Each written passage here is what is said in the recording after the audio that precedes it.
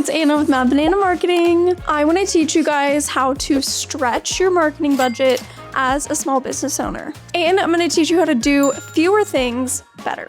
One of the biggest mistakes I see small business owners making is splitting their time, money, and energy across way too many things at once, and then wondering why none of it is working. A half-updated website, some random social media posts here or there, an email list you never use, some blogs with little to no strategy, and ads going to a homepage is not a marketing plan. I hate to break it to you, it's just a lot of loose ends. So, now that the doom and gloom is over, in this video, we're going to teach you how to stretch your marketing budget by doing fewer things better. Yay! We're going to get more use out of what you're already creating and making sure your marketing is actually supporting the full funnel, which we talked about in last week's video. If you haven't watched it, go check it out. And make sure you like and subscribe so you don't miss any of the episodes of our Back to the Basics marketing series. Let's get right into it, people. So, high level, quick answer. What is the best way to stretch your marketing budget? So, the best way to stretch your marketing budget is to stop treating every single marketing task like a separate project. Instead, you want to choose a few priorities, create some stronger core pieces of content, and then reuse those ideas across all of your marketing efforts. That includes your website, your social media, your email, your Google My Business profile, your ads, and your sales process, to name a few. It's doing fewer things better. It's making each thing work harder. We all know and love the saying, work smarter, not harder, and we're gonna teach you exactly how your marketing is going to do that for you.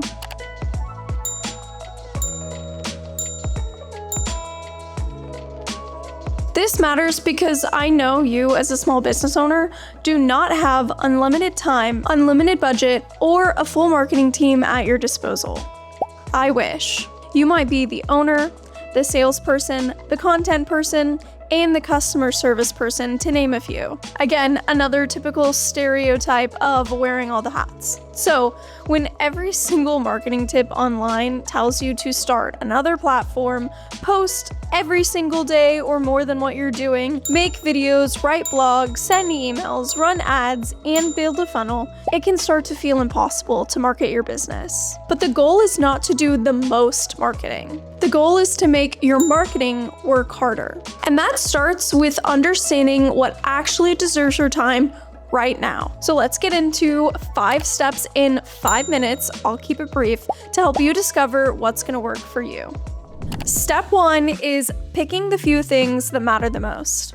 The first step is going to be choosing the few marketing channels or tasks that matter most for your business right now, not forever. Things are going to change, of course, but for right now, your marketing mix is going to depend on your business, your audience, your budget, your capacity, and what you're actually trying to accomplish. And of course, this is going to depend on your kind of business. For a local service business, that means your priorities might be these: local service business priorities, clear website, local SEO, Google My Business profile, reviews, one social media platform, basic email follow-ups. Yeah, that's already a lot. So before you go add any more to your plate, like a TikTok or a Pinterest or a YouTube channel, you should ask yourself, are the basics working? Is your website clear? Can people find your services and know what those services are? Is your Google My Business profile updated? Do you have some recent reviews? Is there an obvious way to contact you? Those are what we would consider some of the basics, because a few strong channels that actually connect will usually do more than 10 channels that are all halfway done. Step 2, make one idea work in multiple places. The next way to stretch your marketing is to stop creating everything from scratch every single time. I get it, I'm guilty of this too, so I'm empathizing here, preaching to the choir. One strong idea can become multiple pieces of marketing. So in this series, we've been using a flower shop as an example, so let's go back to that example again. Say a flower shop creates one helpful topic, how to make fresh flowers last longer, which, can somebody tag me in that video? Because I would love to learn too. That one idea can turn into all of this.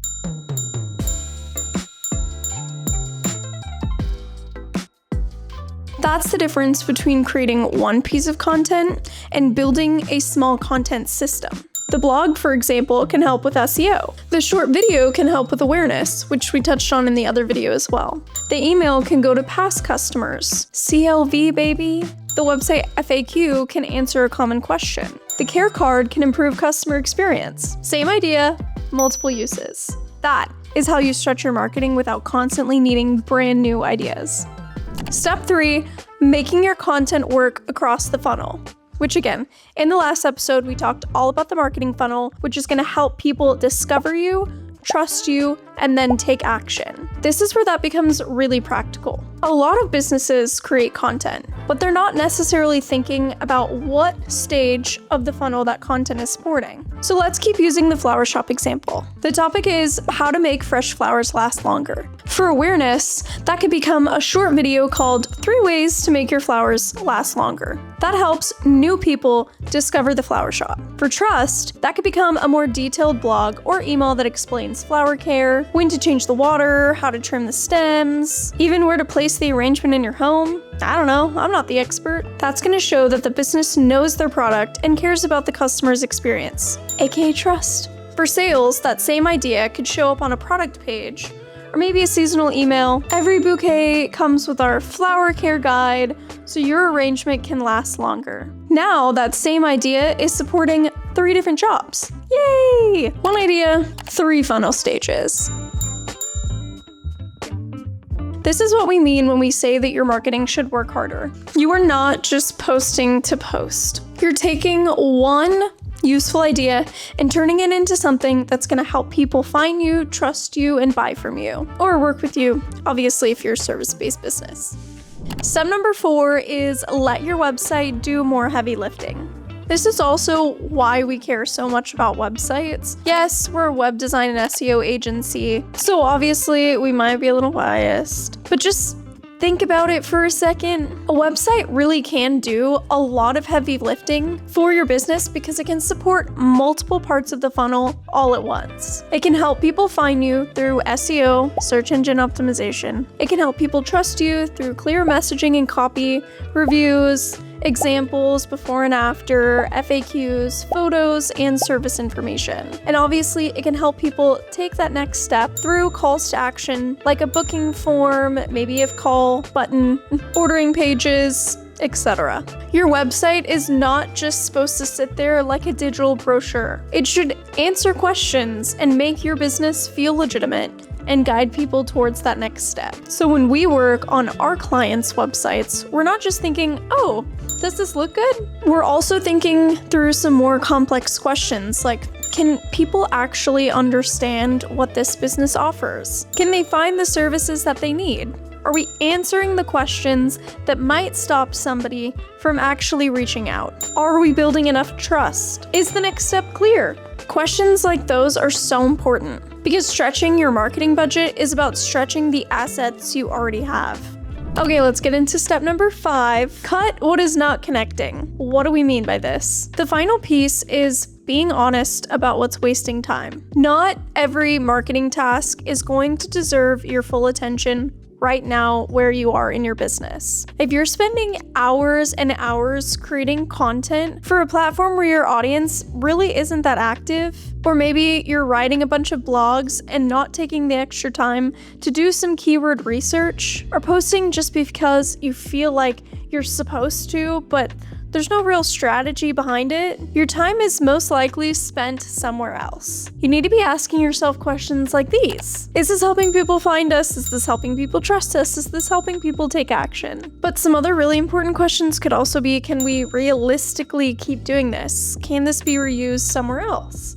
Think about how many pieces of content you could put on Instagram. A multiple story post, a carousel, a reel, which within that reel you could do speaking to the camera, you could do a short with a long caption, you could do all text-based.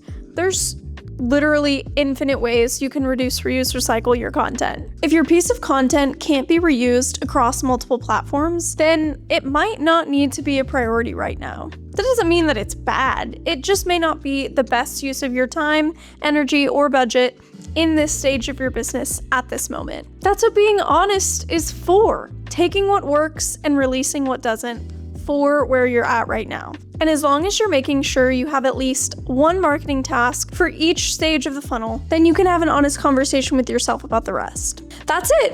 5 steps to help you manage your marketing better. So again, let's do a quick example for the flower shop. We're gonna do a Mother's Day campaign. So you're a flower shop owner, you have limited time, you have limited budget. Instead of trying to create a bunch of random content, oh, I gotta take a photo of this, oh, I should post a story about what I'm doing right now, maybe I'll vlog my whole day. Let's build one focus campaign around Mother's Day. First, create a blog around Mother's Day flower ordering guide in blank city. Then they stretch it for awareness. Make a few videos like 3 things to know before ordering your Mother's Day flowers, or some underrated flower bouquets we're loving for Mother's Day, or when to order those flowers so that they arrive on time for Mother's Day. Then they stretch a little further for trust. They send an email explaining delivery timing, bouquet options, care tips, and what makes their arrangements different from other local florists in the area, trying to reuse some of that content that you've already put together from that first stage. Then they're gonna stretch it even a little further. They're gonna add FAQs to the website. You're gonna show behind the scenes clips of arrangements being made for said Mother's Day orders. Then they're gonna stretch it even further. For sales, they're gonna create a clear Mother's Day ordering page, add the deadline to their website, update their Google My Business profile with an offer post, and send a reminder emails with the order link. Think about how many times we stretched this one idea across the whole marketing funnel. People can now discover the shop, understand the offer, trust the process, and know exactly how and when to buy. We did it, guys! And of course, if they were gonna do anything different, like run paid ads for this campaign, it's gonna accelerate what's already working really well. And that is how you make your marketing budget go further. Okay, we can't not give you guys like a quick little self-audit. So here's a simple way to go apply this to your own business right after watching, liking, and subscribing to our channel after this video. Let's find the most recent thing you've just created for your business. Is it a blog, social media post, an email, a new landing page for your website? Take that, then ask, how can I reformat this for a short form video? How can I reformat this for an email? Can I add this to my website? Can this support a whole service page? Maybe I also do a Google My Business post about it. Can this help somebody discover, trust, or take action with us?